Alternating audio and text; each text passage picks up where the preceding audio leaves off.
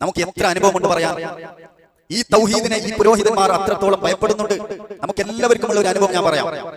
നമുക്കൊക്കെ കുടുംബ ഗ്രൂപ്പ് ഉണ്ടല്ലോ, വാട്സ്ആപ്പ് ഗ്രൂപ്പ്, മഹല്ല് ഗ്രൂപ്പ് ഉണ്ട്, ഫ്രണ്ട്സ് ഗ്രൂപ്പ് ഉണ്ട്. ഈ ഗ്രൂപ്പുകളിലൊക്കെ നാം സാധാരണ ഒരു 2 മിനിറ്റുള്ള ഒരു സലഫികളുടെ ഒരു പ്രസംഗം അതിലിട്ടാൽ എന്താണ് സംഭവിക്കാറുള്ളത്? പെട്ടെന്ന് അഡ്മിൻ നമുക്ക് വരും പേഴ്സണലായി, ആ പ്രഭാഷണം നീ പെട്ടെന്ന് ഡിലീറ്റ് ചെയ്യണം, ആദ്യം പറയുക. അതല്ലെങ്കിൽ പിന്നെ ഇവിടെ നമ്മുടെ കുടുംബവും നമ്മുടെ ഈ ചങ്ങാതിമാരൊക്കെ നല്ല ഐക്യത്തോടെ പോകുന്ന ഒരു ഗ്രൂപ്പാണ്, ഇവിടെ പ്രശ്നം ഉണ്ടാക്കരുത്, അതുകൊണ്ട് ആ ഒരു വീഡിയോ ഒന്ന് ഡിലീറ്റ് ചെയ്യണം. ചെയ്തില്ല എങ്കിലോ നമ്മെ അവർ റിമൂവ് ചെയ്യും. ഒരുപാട് സഖാഫികളും ഫൈസികളും സമസ്തയിലുള്ള പ്രവർത്തകരും നമ്മുടെ ഒരു 2 മിനിറ്റിന്റെ സംസാരം കേൾക്കാൻ അവർക്ക് ഭയമാണ്. അവർക്കറിയാം ഈ സംസാരം ഖുർആനും ഹദീസാണ്, അത് കേട്ടാൽ ആളുകൾ മാറി ചിന്തിക്കും, തൗഹീദിലേക്ക് പോകും. നേരെ മറിച്ച് ഏതെങ്കിലും ഒരു പ്രഭാഷണത്തിൽ ഒരു സഖാഫികളോ ഫൈസികളോ ഇവരുടെ ഏതെങ്കിലും ഒരു മുസ്ലിയാക്കൾ നടത്തിയ ഒരു പ്രഭാഷണം ഒരു ഗ്രൂപ്പിലേക്ക് ഇട്ടാൽ ഏതെങ്കിലും ഒരു മുജാഹിദ് പ്രവർത്തകർ അത് ഡിലീറ്റ് ചെയ്യാറുണ്ടോ? ഇല്ല. എന്തുകൊണ്ട്? നമുക്ക് 100% ഉറപ്പാണ് പകരായ സേനയുടെ പ്രഭാഷണം കേട്ടാണ് പല ആളുകളും മുജാഹിദായത്. അല്ലെ?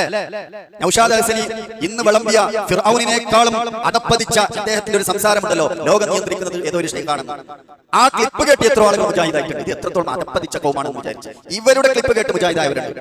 എന്നാൽ നമുക്ക് ഉറപ്പാണ് ഇവരുടെ ക്ലിപ്പ് ഡിലീറ്റ് ചെയ്യേണ്ട ആവശ്യമില്ല, കാരണം അത് ഫലമില്ലാത്ത ആദർശമാണ്. എന്നാൽ നമ്മുടെ ഏതെങ്കിലും ഒരു ക്ലിപ്പോ ഒരു എഴുത്തോ ഒരു ടെക്സ്റ്റോ ഇവർ ഡിലീറ്റ് ചെയ്യുന്നു എന്തിനു വേണ്ടി? ഈ ആദർശം അല്ലാഹു സുബ്ഹാനഹു വ തആല ഇറക്കി തന്ന പരിശുദ്ധ ഖുർആനാണത്, തിരുസുന്നത്താണ്. ജനങ്ങളുടെ ഹൃദയത്തിൽ ചാഞ്ചാട്ടമുണ്ടാക്കും, മാറ്റങ്ങൾ ഉണ്ടാകും, ആയിരങ്ങൾ സലഫിയത്തിലേക്ക് ഒഴുകുന്നുണ്ട്. ഏതെങ്കിലും ഒരു സംസാരത്തിൽ ഏതെങ്കിലും ഒരു സഖാഫിയുടെയോ ഫൈസിയുടെയോ സംസാരം കേട്ട് ഏതെങ്കിലും ഒരു മുജാഹിദ് പ്രവർത്തകൻ സമസ്തയിലേക്ക് പോയ ചരിത്രമുണ്ടോ? എവിടെയുമില്ല. നേരെ തിരിച്ചു നോക്കിയാലോ, നമ്മുടെ ഒരു എന്ത് പറയട്ടെ, ഒരു അര മുജാഹിദ് എന്ന് പറയാം, 1000 കോയിക്ക് അരക്കാട എന്ന് പറഞ്ഞതുപോലെ ഒരു അര മുജാഹിദ് പ്രസ്ഥാനത്തിലേക്ക് വരുന്നതേ ഉള്ളൂ. ആ ഒരു ചെറിയ പയ്യൻ ഏതെങ്കിലും ഒരു സഖാഫിയോട് പോയി നിങ്ങൾ ചെയ്യുന്ന ഈ കാര്യത്തിൽ ഖുർആനിലും ഹദീസിലും തെളിവുണ്ടോ എന്ന് ചോദിച്ചാൽ സമസ്ത കഴിഞ്ഞു. ഇവരോട് ഈ 2 ചോദ്യം ചോദിച്ചാൽ മതി. ഇന്ന് ഇവർ നടത്തുന്ന ഈ അള്ളാഹു അല്ലാത്തവരോട് വിളിച്ച് തേട്ടവും പ്രാർത്ഥനയും, അതുപോലെ തന്നെ ഖുതുബിയത്തും റാത്തീബും ഹദ്ദാദും മരണ വീട്ടിലെ 3, 7, 8, 40 ഇങ്ങനെ തുടങ്ങി എല്ലാ അനാചാരത്തിലും ഒരൊറ്റ ചോദ്യം മതി, ഖുർആനിലുണ്ടോ ഹദീസിലുണ്ടോ? കഴിഞ്ഞു. അത് ഏതൊരു സാധാരണ ഒരു പ്രവർത്തനം ചോദിച്ചാൽ മതി. അതാണ് ഇവർക്ക് ഭയം. അതുകൊണ്ട് സഹോദരങ്ങളെ, നമ്മുടെ ഈ പ്രബോധനം വളരെ ശക്തമായി നടക്കണം, ഇനിയും നടക്കണം, ധാരാളം. അൽഹംദുലില്ലാഹ് ഇതേ കേരളക്കരയിൽ ഈ അടുത്തിടെ നോക്കൂ, ഏകദേശം എന്റെ അറിവ് പ്രകാരം 400-ൽ കൂടുതലും പുതിയ സലഫി പള്ളികൾ വന്നിട്ടുണ്ട് നമ്മുടെ ഈ വിസ്ഡം ഇസ്ലാമിക് ഓർഗനൈസേഷന്റെ കീഴിൽ തന്നെ.